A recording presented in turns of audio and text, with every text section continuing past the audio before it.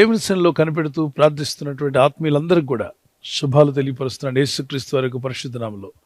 ప్రతిదినము ఒక వాగ్దానం తీసుకుని మనం ధ్యానిస్తున్నాం. నేటి దినపు వాగ్దానము 91వ కీర్తన 3వ వచనం. వేటకాని ఊరిలో నుండి ఆయన నిన్ను విడిపించును.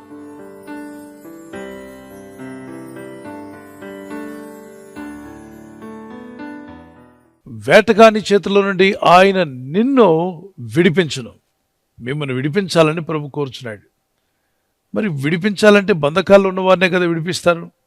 అవును, పలు విధాలైన బంధకాలు నేటి దినాల్లో ఆత్మీయంగా బంధకాల్లో ఉన్నవారు ఉన్నారు, మానసికంగా బంధకాల్లో ఉన్నవారు ఉన్నారు, మరి భౌతికంగా కూడా బంధకాల్లో ఉన్నవారు ఉన్నారు. పలు విధాలైన బంధకాలు మనిషిని ముందుకు పోనివ్వకుండా, తాను సాధించాల్సిన పనులను సాధించకుండా ఆటంకపరుస్తూ వెనక్కి లాగివేస్తున్నటువంటి పరిస్థితి.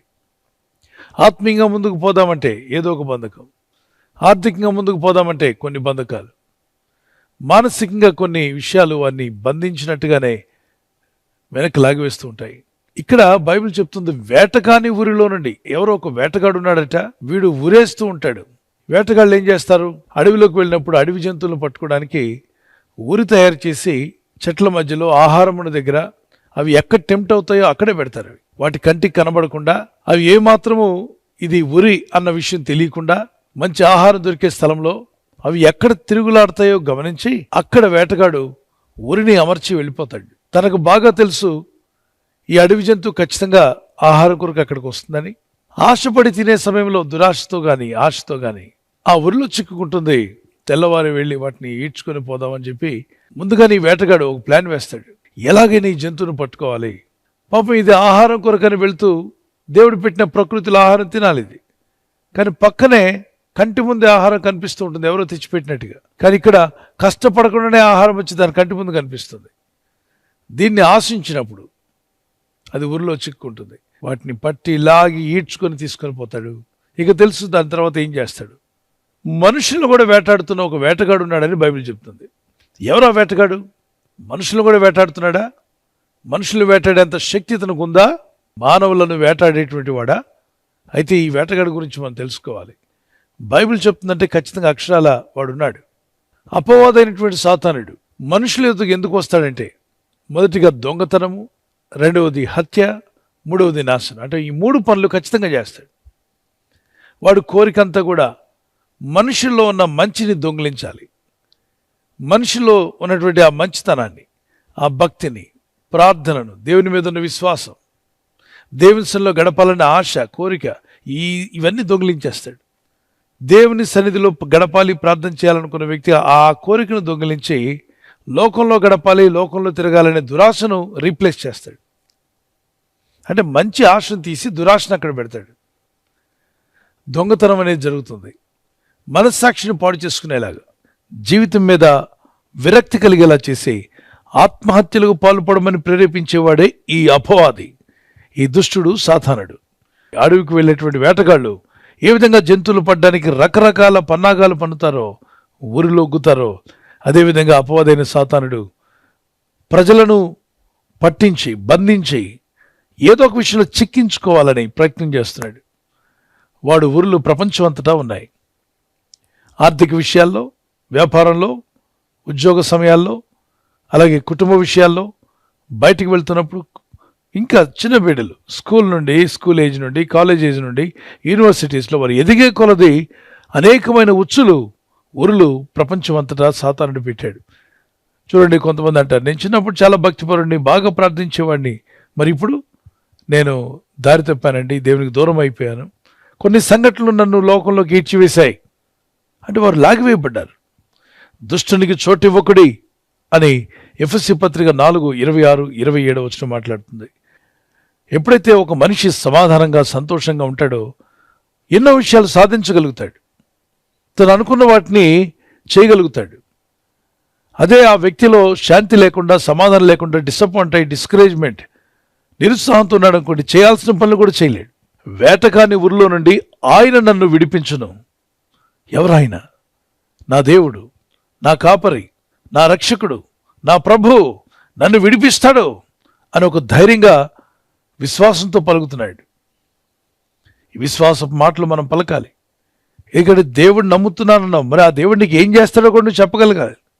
వేటకాని ఊరిలో నుండి, అంటే నన్ను వేటాడి నన్ను చిక్కించుకొని నన్ను సమస్యలో పడవేసినటువంటి ఆ ఊరిలో చిక్కబడిన నన్ను నేను సేవించే నా దేవుడు, నేను ఆరాధిస్తున్న నా ప్రభు, నా రక్షకుడు తప్పక నన్ను విడిపిస్తాడు.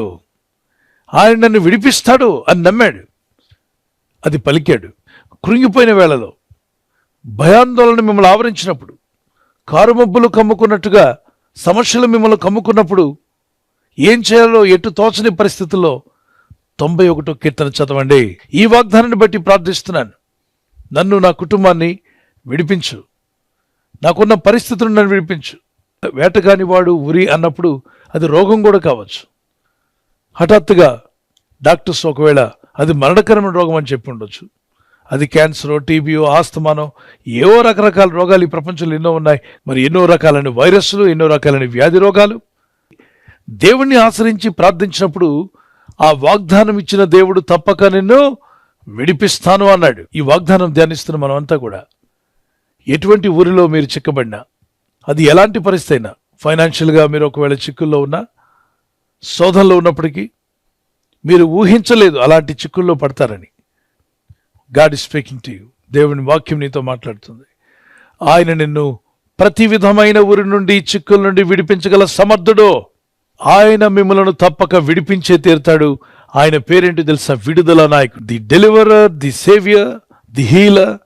మనల్ని స్వస్థపరచువాడు ఆయనే, మనల్ని విడిపించేవాడు ఆయనే, మనల్ని బాగు చేయవాడు కూడా ఆయనే, మనల్ని రక్షించేవాడు ఆయనే.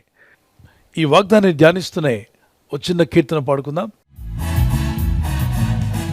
ఈ తెగులు నీ గుడారము సమీపించదయా, అపాయమేదియు రానేరదు, రానే రాదయ్యా.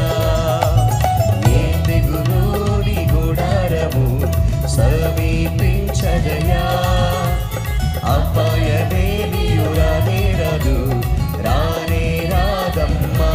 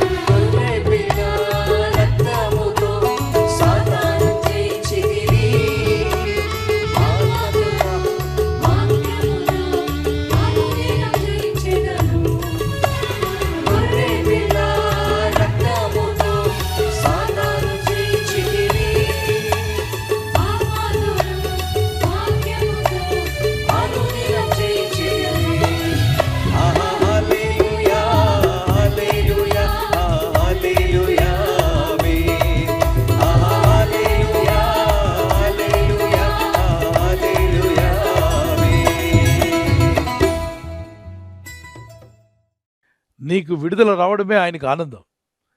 మిమ్మల్ని దేవుడు ఫైనాన్షియల్ స్ట్రగుల్స్ నుండి విడిపించడమే ప్రభుకు చాలా ఆనందం. మిమ్మల్ని పాపముల నుండి, శాపముల నుండి విడిపించి మీరు విడుదల పొందినప్పుడు మిమ్మల్ని చూసి ఆనందించాలని ప్రభు కోరుచున్నాడు. ఈ వాగ్దానం నేను నమ్ముచున్నాను, నా ప్రభు నన్ను విడిపిస్తాడు. ఎటువంటి బంధకాల్లో ఉన్నా, ఎలాంటి ఊరిలో చిక్కబడినా, నన్ను చిక్కించుకోవడానికి ఎవరు ఎన్ని ప్రయత్నాలు చేసినా, నా దేవుని సన్నిధిలో ప్రార్థిస్తాను, ఆయన నా ప్రార్థన విన్నపాలు వింటాడు, నాకు ఆ విశ్వాసం ఉంది, తప్పక నేను విడుదల పొందుకుంటాను, ఈ బంధకాల నుండి నాకు డెలివరెన్స్ రాబోతుంది అని నమ్ముచున్నాను. వారు ఒకసారి చేయి చూపించగలరా? ఆమేన్. ఈ వాగ్దానం మీ పట్ల నెరవేరును గాక. Shall we look on to the lord and pray. ప్రార్థన చేసుకుందాం కళ్ళు మూసుకొని. పరిశుద్ధమైన మా తండ్రి, అయ్యా నీ వైపు కరములెత్తి ప్రార్థిస్తున్నాం, నీ సహాయం కోరి ప్రార్థిస్తున్నాం. నీ ప్రజలందరి ఎడల ఈ వాగ్దానం నెరవేర్చండి. ఎందరైతే ఈ వాగ్దానం విని వేటకాని ఊరిలో నుండి ఆయన మమ్మల్ని విడిపిస్తాడు, నాశనకరమైన తెగులు రాకుండా ఆయన మమ్మల్ని రక్షిస్తాడు అన్న ఈ వాగ్దానం పట్టుకొని ప్రార్థిస్తుండగా గొప్ప విడుదల ఆ గృహంలో జరుగునుగాక.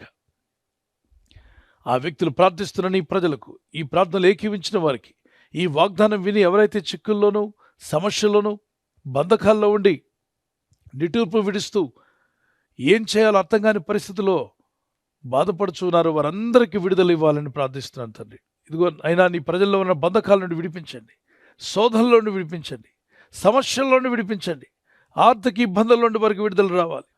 అయ్యా పాపపు బంధకాల నుండి విడిపించండి, రహస్య పాపముల నుండి విడిపించండి, శాపముల నుండి విడిపించండి, దుష్టుని ఆలోచనలను కొట్టివేయండి. వీరి జీవితాల్లో నీ చిత్తం నెరవేరాలి. యవన బిడ్డలను జ్ఞాపం చేసుకునండి. ఈరోజు ప్రార్థించి ప్రయత్నించబోతున్న శంకుస్థాపన అయిన, గృహప్రవేశమైన, ఒక బిజినెస్ ప్రారంభిస్తున్నా, ఉద్యోగ ప్రారంభానికి వెళ్తున్నా, ఒక మంచి కార్యక్రమాన్ని ప్రారంభిస్తుండగా, నేను వారి బిడ్డల వివాహం కొరకు ప్రయత్నాలు చేస్తుండగా, వారు చేస్తున్న ప్రయత్నాలు ఫలించలాగున మీ దూతలకు ఆజ్ఞాపించండి. ఎవరైనా హాస్పిటల్లో ఉన్నా, ఐసీయూలో ఉన్నా, ప్రభు ఎవరైతే సీరియస్ కండిషన్లో ఉండి బాధపడుతున్నారో వారికి యేసు నామములో స్వస్థతను అనుగ్రహించండి. కృంగిపోయిన వారిని లేవనెత్తండి. మీ గాయపడిన హస్తమును చాపి వారికి ఉన్న సకల రోగాల నుండి విడుదల ఇచ్చేయి. వారిని లేపి నడిపించడాన్ని సాక్షులుగా నిలబెట్టుకోండి. ఈ ఉదయకాలం ప్రతి రోగి యేసు నామములో స్వస్థత నొందునుగాక. తండ్రి, ఈ దినం ఎవరైతే ప్రయాణమై వెళ్ళబోతున్నారో, అది రైలు మార్గమైనా, ఆకాశ మార్గమైనా, బస్సుల్లో, వాహనాల్లో ఎక్కడ ప్రయాణం చేస్తున్నా, రోడ్డు మార్గంలో ఏ వాహనంలో వారు ప్రయాణం చేస్తున్నా, నీ ప్రజలకు కాపాడే దూతలను పంపండి. ఉదయం బయలుదేరి సాయంకాలం ఇంటికి వచ్చేంత వరకు నీ కాపుదల, కాపాడే దూతల యొక్క సహాయము నీ ప్రజలకు దయచేయమని అడుగుతున్నాను. తండ్రి, ఎలాంటి ఊరిలో, ఎలాంటి చిక్కుల్లో పడి కొట్టుమిట్లాడుతున్న నీ ప్రజలకు ఈరోజే విడుదల మీరు ఇస్తారని నమ్ముచున్నామా తండ్రి. నీ ప్రజలకు విడుదల వచ్చునుగాక. నీ కనికరం చొప్పున, నీ దయ చొప్పున మీ కరము చాపి వారిని తాకి విడిపించి బలపరిచి నీ సాక్షులుగా నిలబెట్టుకోమని ఈ వాగ్దానం అందరి పట్ల నెరవేరుస్తున్నందుకు నేను స్తుతిస్తూ, ఘనపరుస్తూ క్రీస్తు యేసు నామములో అడిగి వేడుకొనుచున్నాను నా పరలోకపు తండ్రి. ఆమేన్, ఆమేన్. ఈ విశ్వాస యాత్రలో క్రీస్తు వైపు చూస్తూ ముందుకు సాగిపోదాం. God bless you. ఈ వాగ్దానం విని మనతోనే ఉంచుకోకుండా అందరికీ షేర్ చేద్దాం. మనం పంపిన వాగ్దానము అనేకులు విడిపిస్తుంది కనుక అనేకులకు షేర్ చేద్దాం. God bless you. బర్త్డే జరుపుకునే వరకు happy birthday to you, many more returns of the day. God bless you. మీకు వాగ్దానం 1 పేతురు 3:9 ఆశీర్వాదమునకు వారసులగుటకు మీరు పిలువబడితిరి. మనం పిలువబడింది ఆశీర్వాదానికి కారకులగడానికి. ప్రార్థించండి. ఈ వాగ్దానం పట్టుకొని may the lord bless you. Blessed happy new year to you. మరి ఎవరైతే యానివర్సరీ జరుపుకుంటారో మీ అందరికీ వాగ్దానం ద్వితీయోపదేశకాండం 31:8 నీ ముందర నడుచువాడు యెహోవా, ఆయన నీకు తోడయుండును, ఆయన నిన్ను విడువడు, నిన్ను ఎడబాయుడు. భార్య భర్తలుగా మీ ఇద్దరు ఈ వాగ్దానం పట్టుకొని ప్రార్థన చేయండి. Happy wedding anniversary, many more returns of the day. God bless you. ప్రభు మిమ్మల్ని ఈ వాగ్దానంతో బలపరచునుగాక. భార్య భర్తకు లోబడాలి, భర్త భార్యను ప్రేమించాలన్న ఈ ఆజ్ఞకు విధేయులైతే మీ ఇల్లు అద్భుతంగా ఉంటుంది, కుటుంబం సమాధానంగా ఉంటుంది, దేవుని చిత్తం నెరవేర్చే కుటుంబంగా మీ ఇల్లు ఉండునుగాక. God bless you. ఈ ఛానల్ ను మీరు సబ్స్క్రైబ్ చేసుకోవడం వలన 2 పనులు జరుగుతున్నాయి. ఒకటి, సువార్త జరుగుతున్నది, ఆత్మలు రక్షించబడుతున్నాయి. రెండవది, పేదలకు, అనాథలకు ఈ ఛానల్ ద్వారా సహకారం అందించడం జరుగుతుంది. మనం సబ్స్క్రైబ్ చేసుకోవడం వలన అందరికీ సహాయం చేసిన వారమవుతున్నాం. ఖచ్చితంగా ఈ యూట్యూబ్ ఛానల్ ను సబ్స్క్రైబ్ చేసుకొని బెల్ బటన్ ను క్లిక్ చేయండి. మీకు వెంటనే మెసేజెస్ పంపబడతాయి.